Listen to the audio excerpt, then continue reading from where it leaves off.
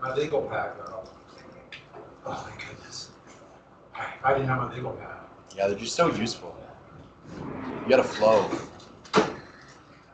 Oh, give me a sec. I have no idea why that pops up there. Oh my god. Oh. Most of it will be your presentation. You just be a little box in the corner. Put a close up. Yeah. All right, here we go. All right. Phantom time. So my presentation is on Phantom Time. So I took Charlemagne's throne and I put a sundial on it. That's pretty clever, right? Thank you. That's a mic dropping. Okay, go. All right. Let's see. Where is the mouse on the screen? Should be. I thought I moved it over there. Wheels. If it is, I'm not doing it right. I don't know. There we go. All right, sweet. So first, I'm just going to give a quick background on what historical negationism is.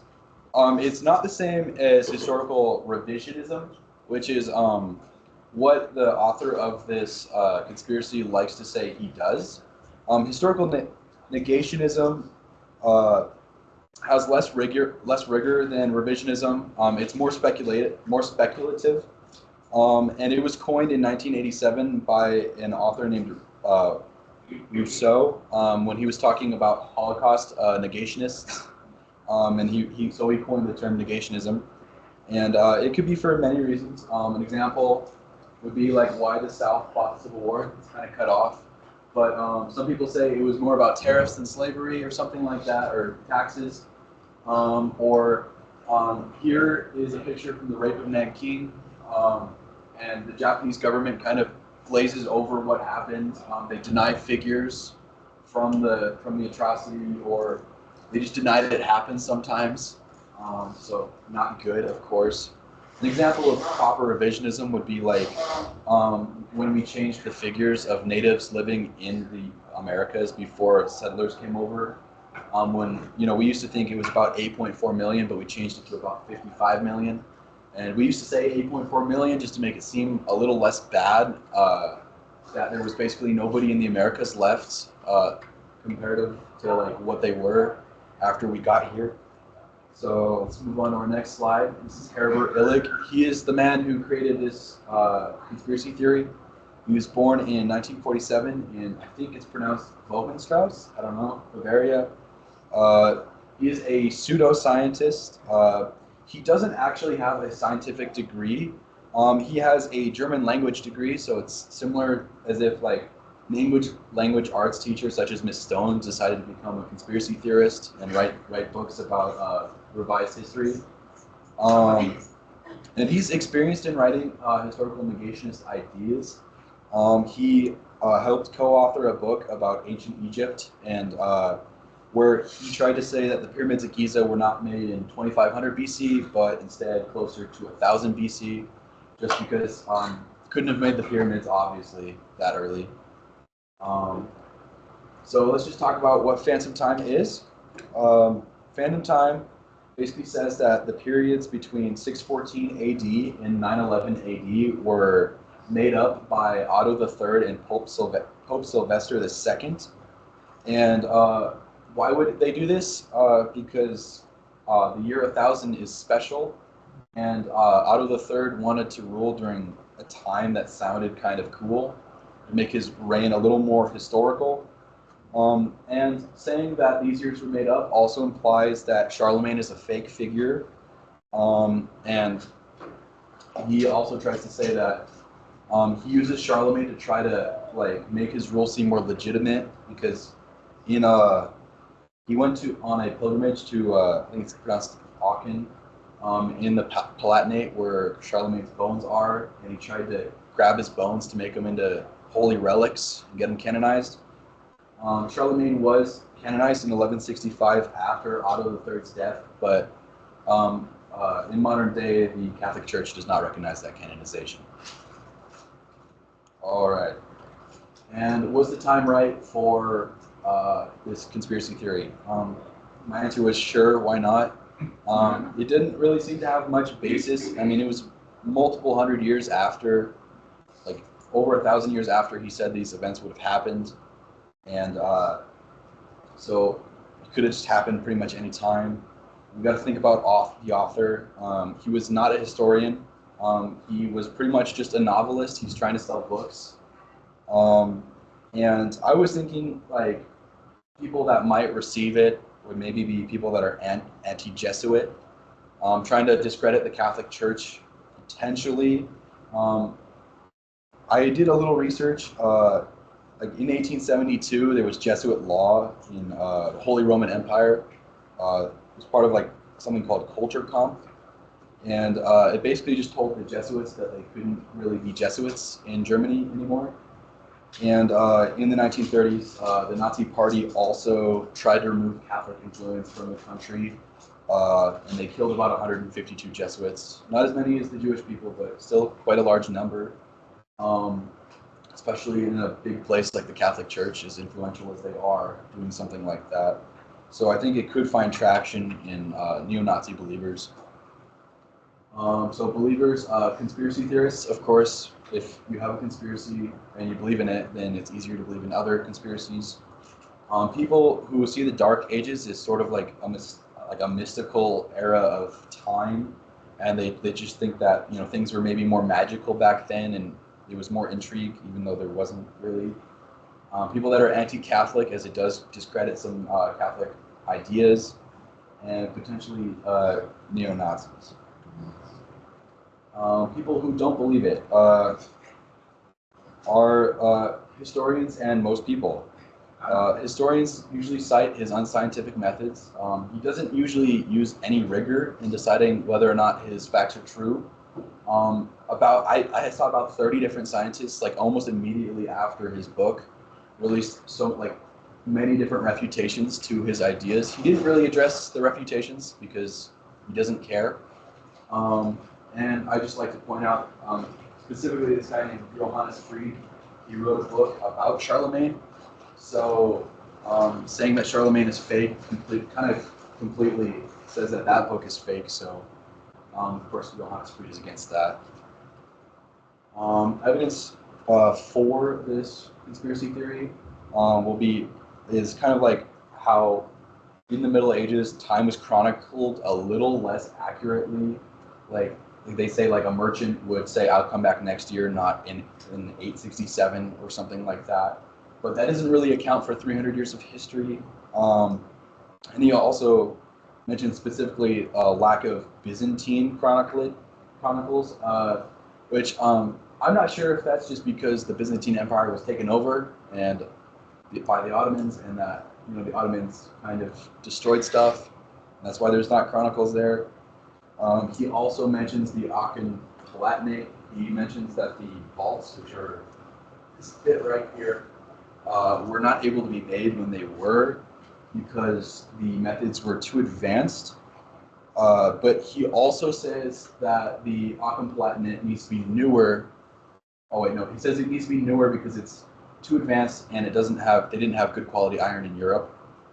And he also says it has to be older and closer to the Roman Empire because it looks too Roman. And he also mentions the Ottomans. He says that they're probably closer in time to the Roman Empire, being closer like 300 years away, instead of as far as they were, because they were barbaric. And he also talked about speculating about the legitimization of Otto III's rule. Evidence against anywhere like outside of his frame of reference that he's looking at. Like specifically, I chose China in the Tang Dynasty. They had pretty well chronicled records. And here's the Leishan Giant, which is a huge monument created during that period, and I think it'd be a little hard to fake that. I think people would realize if you're building something that big during that time period, and it's still there. That's a good picture. It's like, two means they're going to see the people below it. Yeah, it's kind of huge. I think it's the biggest Buddha in the world, maybe. And talk about the Aachen Palatinate. The Europeans did have iron, and it was good enough iron. And he says that the builders weren't advanced enough to create good vaults, but the builder of the Aachen Palatinate, the designer Otto of Metz, visited Ravenna, which was built in 450 CE, so a few hundred years before the Aachen Palatinate was even built, and you can see vaults like on the Ravenna chapel there that are very similar to the ones in Aachen because they are inspired by that, which is also why it looks kind of Roman, because the one in Ravenna was kind of Roman, and so he was taking a little inspiration from that. And also just they stole stones from Ravenna and Rome to also build the Aachen Palatinate. So some of the stones are actually from Roman buildings, so that's why they look Roman.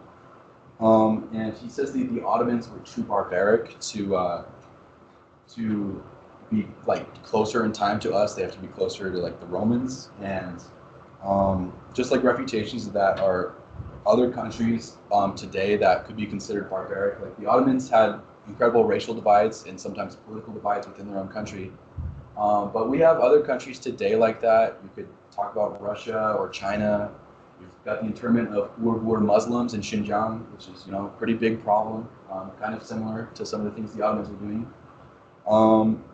And legitimization, there was a war to legitimize Otto III's rule because there was competitors, but he kind of won fair and square, and he didn't rule for very long. He ruled for 6 years, and he died at the age of 21, so I don't believe from the age of 15 to 21 he was making up 300 years of history.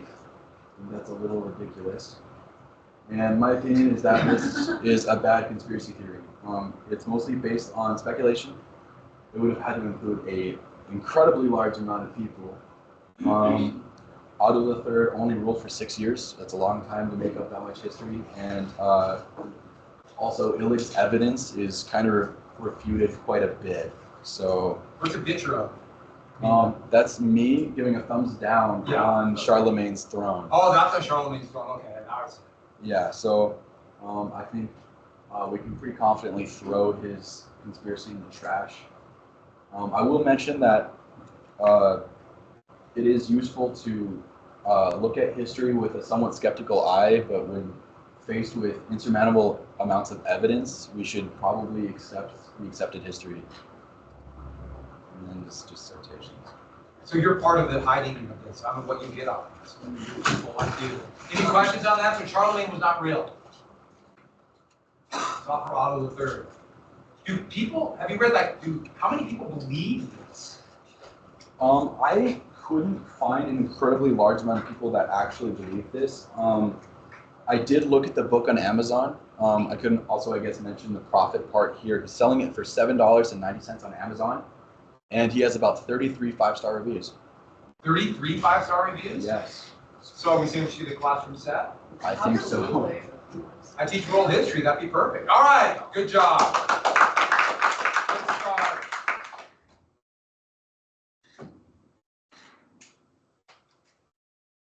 What will be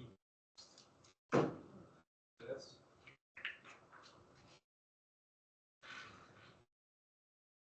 Did I say this one? Oh.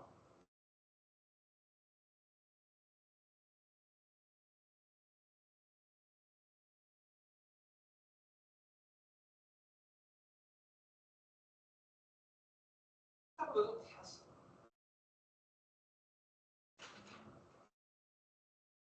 Sound good? Yeah, stop eating 1 second.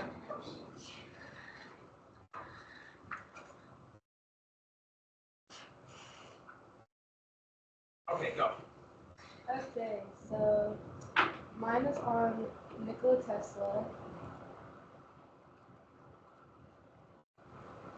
So just some background on him. He was born in Croatia on July 10th, 1856. He was highly intelligent. He had a photographic memory.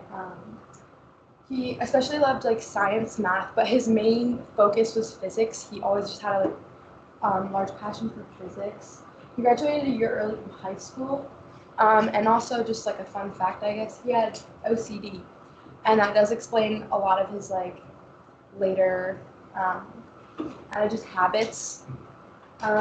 He works closely with Thomas Edison. he originally worked under Thomas Edison. That was where he got his first job and internship. But as the years went on, he kind of started to grow apart because he didn't really agree with a lot of things Edison was doing. And so he started fighting with him, left the company, and then later in life they became rivals and had a lot of patent wars. One of their biggest fights was about like alternating current versus direct current. And then Tesla died in New York City, January 7th, 1943. Also, this time, when Tesla was an adult, was around World War II era. So his death, like I said, January 7th, it was in New York City. He was found in his hotel room. At first, the cause was unknown. Authorities didn't know why or how he died. But directly after police and authorities made it there, the U.S. government officials of Alien Property seized some documents because he was from Croatia. He was an immigrant. So they seized a lot of his property. Most notably was his documents. So one of the theories, I guess, behind these documents was that Tesla had been trying to create a death ray. It was unsure, like, why people thought this. There's not really, I think it's mainly just speculation and rumor, but many inventors at this time were all trying to create some sort of variation of the death ray. It's a like theoretical, fictitious particle beam, and it uses like super concentrated energy in small rays to try to like basically just obliterate anything emerging. Yeah, so many claim to have invented it, but nobody had solid proof or evidence of this, and like nothing ended up happening with it.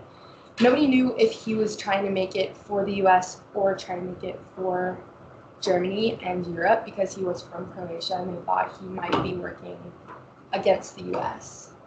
But later, it was publicly stated that he had a heart attack, so he wasn't killed, technically.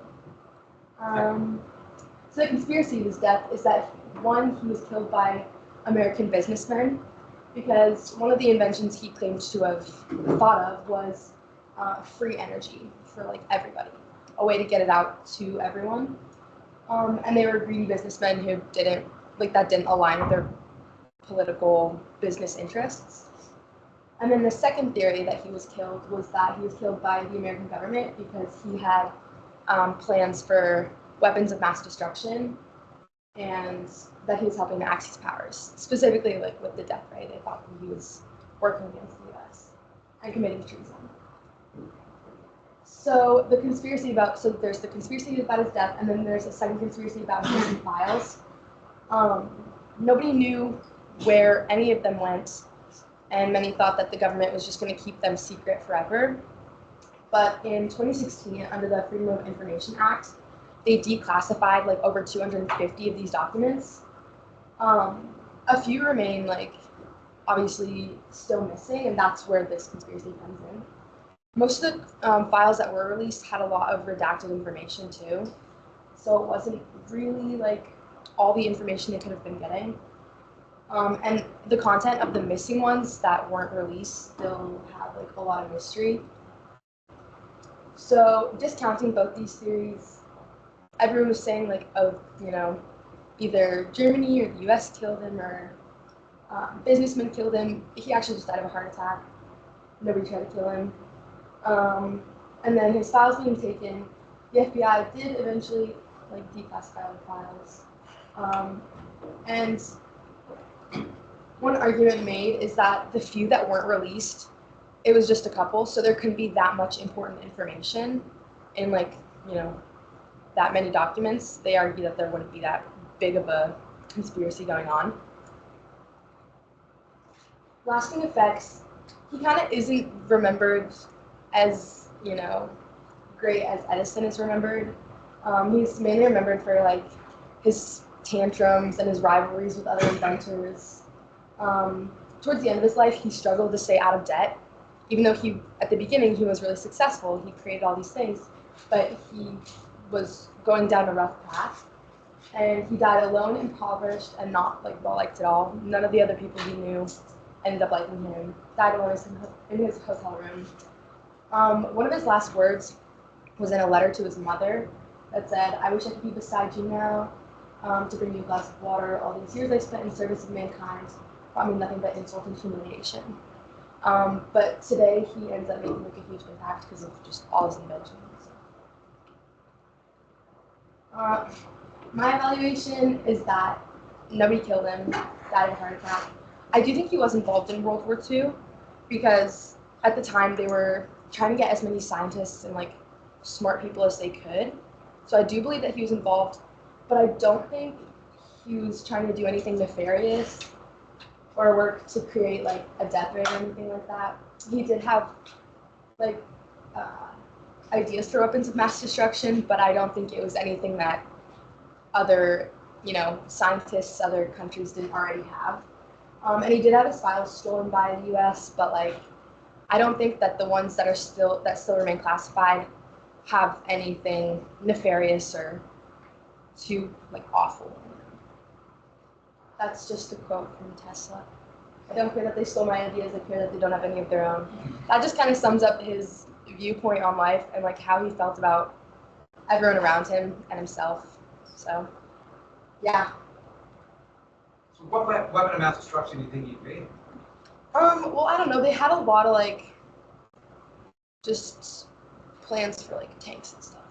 I know he had a plan for like an earthquake machine and a few other Yeah, there was this one that like was supposed to make you invisible to radar, and that didn't end up working very well. Yeah, it was just kind of controversial because right after they had their first test, he was just completely taken off the thing because there was just a lot of like miscommunication about that invention. Yeah, and that would also be another mystery for later on. Gee, I wonder if we have a unit on mysteries. Okay, we've got one more thing. And one more question really quick. He was he an alternating current or direct current? Oh, he invented alternating current. That was stolen from him. That was stolen from him, yeah. All right, good job. Okay, I never we forgot that. Did he have free energy? That was all. It was Okay,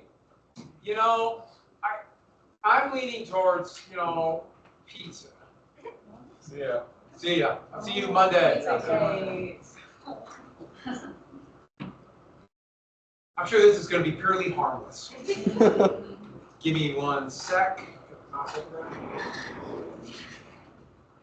I'll just scroll to You can scroll, or as long as the mouse is on your screen, it should be hit the left button. Okay, so I'm presenting Pizzagate. Okay, so what actually is Pizzagate? Well, during the 2016 U.S. election, there was a lot of controversy around a Congress member, part of the Democratic Party, Anthony Weiner at the time, and he was later caught sending explicit photos to a 21-year-old woman and also a minor, and he had to register as a sex offender, and that was a really kind of big deal, and Hillary Clinton actually cited that as being one of the causes that she didn't win the election that year. And anyways, people on sites like 4chan and Reddit and 8chan, just like social media stuff in general, like kind of like the grimy parts of social media, started spreading the idea that while the NYPD was investigating his emails, that they had actually found emails with encrypted secret messages, basically linking the Democratic Party and like high-ranking members of it to a child sex ring. Then in March of 2016, John Podesta, the campaign chair of Hillary Clinton, was hacked in a spear phishing attack, and basically all his emails and stuff were leaked, and he was hacked in March, but then only in November 2016, WikiLeaks actually published the emails for people to see, and people started going through all these emails and kind of like further analyzing, saying, see, we told you, here are the coded messages. And the coded messages, basically, they claimed was linking restaurants and, high-ranking members of the Democratic Party to a child sex ring. So some of these coded messages included stuff like pizza meaning girl, hot dog meaning boy. Here's a commenter on 4chan kind of repeating that, kind of keeping that narrative going. just like stuff like this. And then they would search through the emails, and an email would say something like around the lines of, "Oh, can we order 3 pizzas to the office, please?" or something like that. And they would claim that they were secretly asking people, these restaurants that they claimed were not like were just fronts, so to say, were like ordering like children in for like sex and stuff like that, which of course is very awful. And the main restaurant that was targeted during this time was a place called Comet Ping Pong Pizzeria, which is like it has like an arcade type of style to it. It was like a family type of restaurant with like many kids and like a Chuck E. Cheese type of thing. And basically, people started claiming that in this pizzeria there was a secret basement where children were getting either tortured or raped or sacrificed. There's a lot of satanic undertones as well, kind of to the whole thing. And then on December 4th, 2016, a then 29-year-old Edgar Madison Welch from North Carolina came to the pizzeria armed with an AR-15 style rifle and started brandishing the weapon around, pointing it at people and stuff, kind of just scaring. And there were kids inside as well. He pointed it at kids and stuff like that. But he claimed he only came trying to help humanity because this man truly believed that there were children being tortured and abused in the basement of this place. And in the end, he only shot at a lock and like damaged a computer that was inside like some office somewhere. So he had to pay like a hefty fine, as well as being sentenced to 4 years in prison. But in the end, no one was injured or harmed or anything. But it was still like a pretty, that's kind of when a turning point in the conspiracy when it became very real as well. And people started going out. And the whole time, people were also sending like death threats to the owners and just kind of like harassing them and stuff, like as the internet does, like you can imagine. And then I want to link this in. So Pizzagate is kind of a predecessor to the QAnon conspiracy theory, and it's a separate conspiracy theory, but they're kind of one and the same. Like they're very linked. And it started out as a far right cult, basically claiming that, like with Pizzagate, that's where it stems from. That there's this child sex ring, but very much so pushing the narrative that it's a satanic thing as well. That it's people kind of sacrificing children. It's not like just a soul sex thing anymore. And they claim there's a compound in your blood called adrenochrome, and scientists did like research on it in the 1960s, relating to schizophrenia to see if it could help cure it or something like that. But it ended up being inconclusive, and it doesn't really have any effects on your body. It's a subset of like adrenaline or something like that. Anyways, the people in support of the QAnon conspiracy theory, they claim that there's cannibals, that it's a cannibalistic thing as well, and that they harvest the blood and they try to drink the adrenochrome they claim that it will give you like life, make you younger, like some elixir of life, so to say, which obviously is not true, but that's what they claim at least. And it also has quite anti-Semitic roots in it as well. It's kind of how it got its start, targeting, for example, like wealthy bankling, like Jewish families like the Rothschilds, for example, or Soros. But also, as I was doing research on it, they said that recently with the QAnon conspiracy, it kind of took a shift from a far right thing to like being very focused on the Democratic Party and specifically saying they have a child sex ring going on. And it kind of shifted from that narrative to more of this is like a worldwide type of thing. It's like international cable of not just left or right or anything like that, but just like the elites of society, like the celebrities, politicians, extremely wealthy people, stuff like that, that no matter where you are on the political spectrum, that they're all kind of involved, trying to stay younger and just kind of pushing the whole narrative even to an even larger, broader scale. And another kind of subset conspiracy that was kind of involved with Pizzagate as well that I thought I'd mention is something called Frazzle.RIP, which was like they claimed it was a file name found on Anthony Weiner's laptop.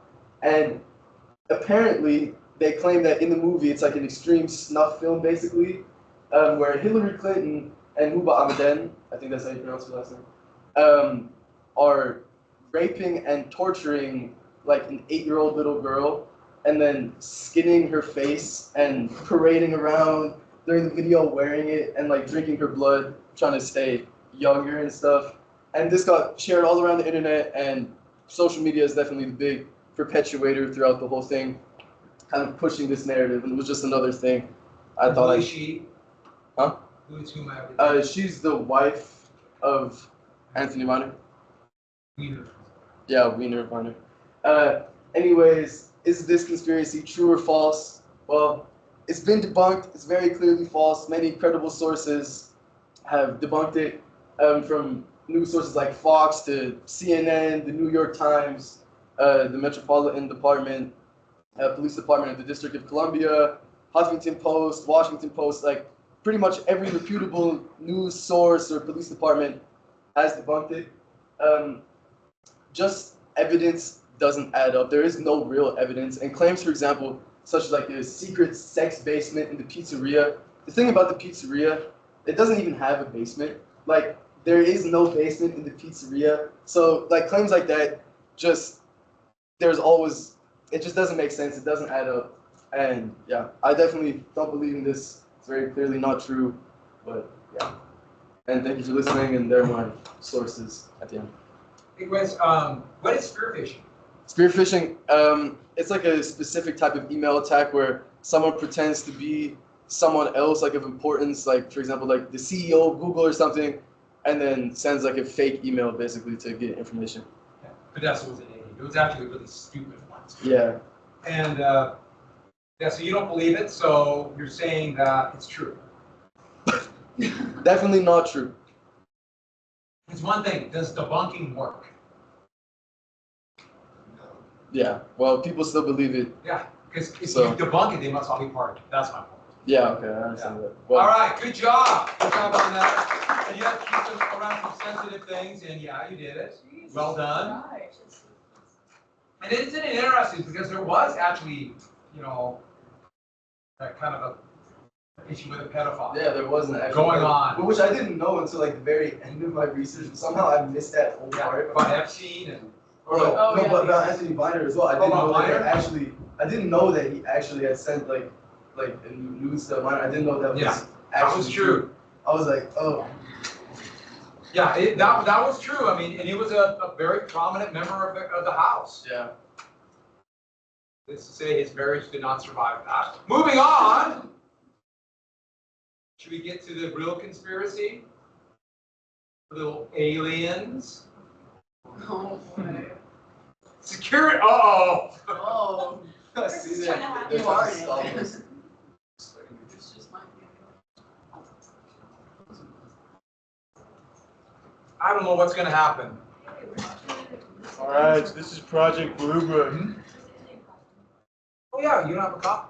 We should next presentation we're doing costumes. Just gonna do a tinfoil hat, but didn't have the time. Oh, and I used to have one, but it disappeared. Okay, so a little bit of background. Throughout history, there's always been tales of phantom spirits, angels, demons, all that sort of stuff. You've got cave paintings depicting weird beings, all that sort of stuff. You got the idea that maybe the aliens built the pyramids, all of those sort of things. And this here is actually a picture. The title is, I believe, Jesus' baptism. But if you look at it, it looks almost like Jesus is getting, or whoever you want to call that, is getting beamed by some circular object up in the sky. And a little more background, this was, Project Blue Book went down in the Cold War era. There's new rocket development, new airplanes. Everyone's suspicious of what other countries and nations might be doing. Everything is seen as a threat, and it's a time frame of high tension and ideas run wild. So it started June 1947. Kenneth Arnold, a civilian pilot, was flying his airplane in Washington airspace over Mount Rainier, and he says he saw 9 glowing whitish blue objects flying over the mountain. He says they were flying at 1,700 miles per hour, which is really fast. It's kind of hard to see it, know how he might have seen that. But he says they're flying in a V formation, and the way that he described their motion as like a saucer skimming across water, and that's how UFOs came to get the term as like flying saucers. They came to be seen as saucer shaped. The media, after like hearing that he'd seen some odd stuff, they took that, they blasted it all over. It was everywhere. Everyone was hearing about it. Media just had a heyday with that information. And so, more reports started filing in, and to address these reports, the government, specifically the United States Air Force, opened up Operation Sign in 1948, soon after the Kenneth Arnold's report. After a few months of that operation, they had to expand it more. It became Operation Grudge. And 1951 was the peak UFO reportings, and it morphed again into Project Blue Book, which would then continue until 1969. These are, I believe, actual reports. You can go online. The FBI Vault has a whole bunch of them. They've blacked out certain stuff. You can't find names. They've got little notes. Some of them have little drawings of what the person believes they saw. But going into Project Sign, the government hired a guy, Joseph Allen Hynek. He was an American astronomer, and he says he was at home one day when some guys not wearing black suits, not looking all that formal, showed up at his doorstep and asked him what he thought of UFOs. And what he said was, "I thought there were a lot of junk and nonsense." And so the government hired him as a scientific consultant looking into these reports. He was a consultant for all three projects. For Sign, he says that they were really looked into every possible aspect, specifically extraterrestrial possibilities. And that's down at the bottom. The estimate of the situation is the report that he claims the government is still hiding, that goes into great detail about how these sightings were likely extraterrestrials, and that the government is hiding it. But for Project Grudge and Blue Book, he says that they were not allowed to consider extraterrestrials as a possibility. It was more about PR and maintaining a good political face and strength in the eye of the people than about actual scientific research, which is why he turned from being a strong anti-UFO believer to one of the leaders of the motion. So the government's response, with these mounting fears, that government's fear was Soviet aircraft, potential like drone airplanes flying into U.S. airspace, threats to the U.S.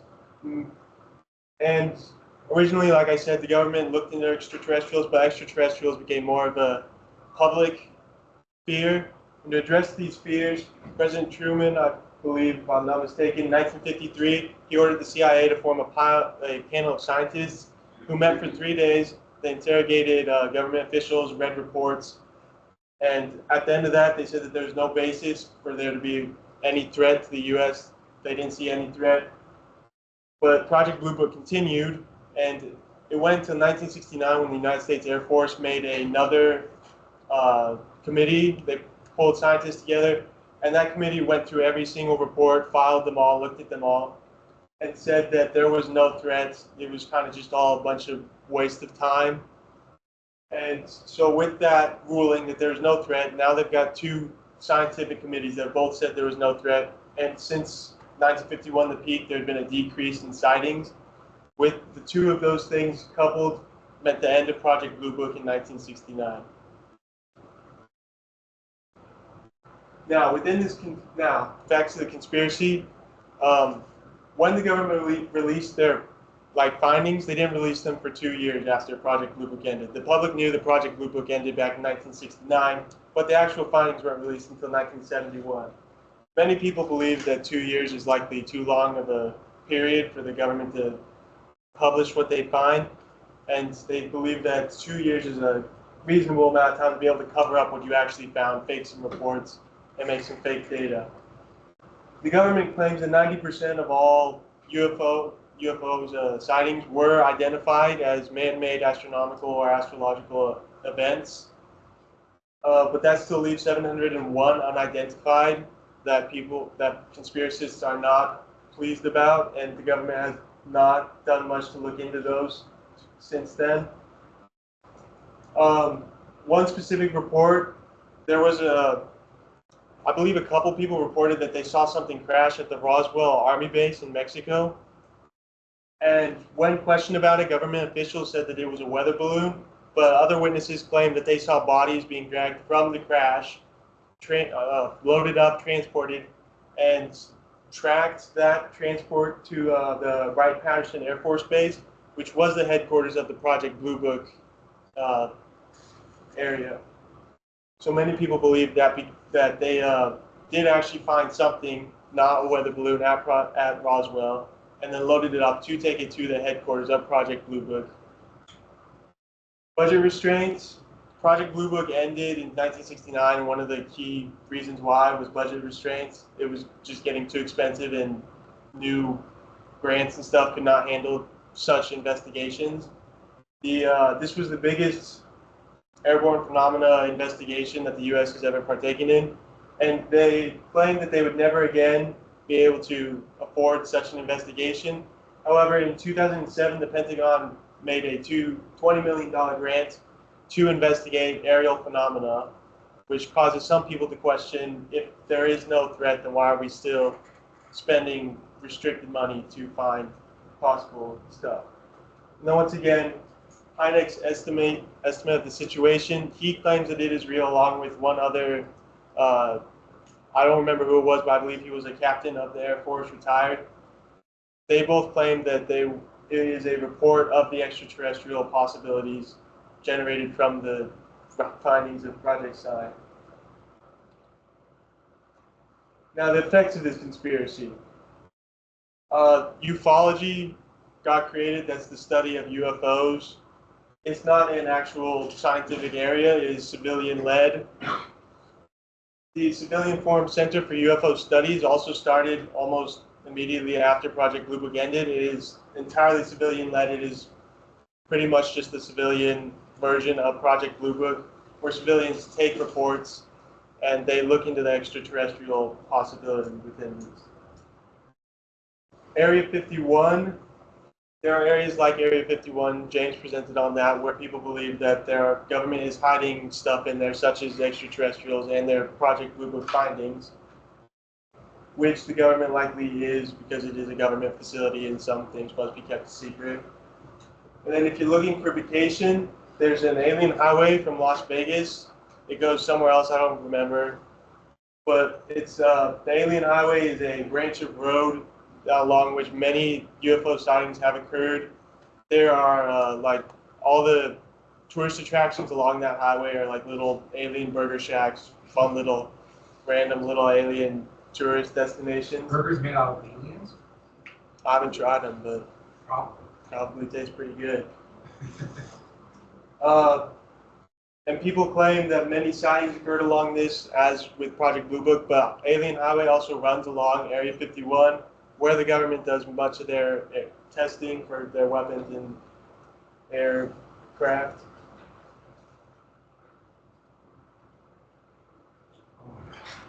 I've never seen that picture. There are a lot of images online. You can find famous people posing with aliens or famous people as aliens. And fact or fiction, I think the government's definitely hiding information. They have to do that in order to protect the nation from foreign threats. Do I think they're hiding aliens and other threats from Project Blue Book? Probably not. That's also a question of whether you believe aliens are real or not, though.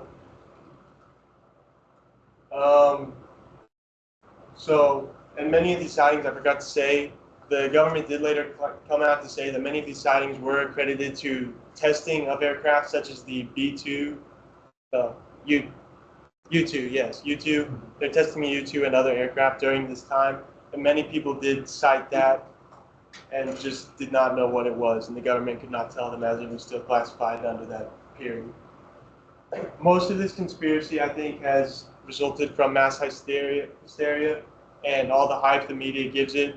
It's definitely entertaining, and the media gets a lot of money pooling in from making reports such as this. And it is an entertaining thing to look into and believe that we aren't alone and that the government could potentially have an alien right beneath our feet. So I think the conspiracy it's possible, but it is difficult to believe that something as important as aliens has remained hidden for this long of a time. And that's it. Why would they cover it up? Why would the government cover it up? Well, that would result in bigger hysteria, and don't really want that. And they might be getting stuff from True. it. But you don't believe this? I believe they're hiding some things. I don't think they're hiding aliens. So there's an element of truth there. They're hiding something, so yeah. All right, good job. And we'll finish this up on Monday. These are great presentations. These are very good. I like them. We got aliens. We have. I'm glad you touched on QAnon, Alec. And then, in fact, the thing about former President Trump being involved in the pedophilia just came out yesterday.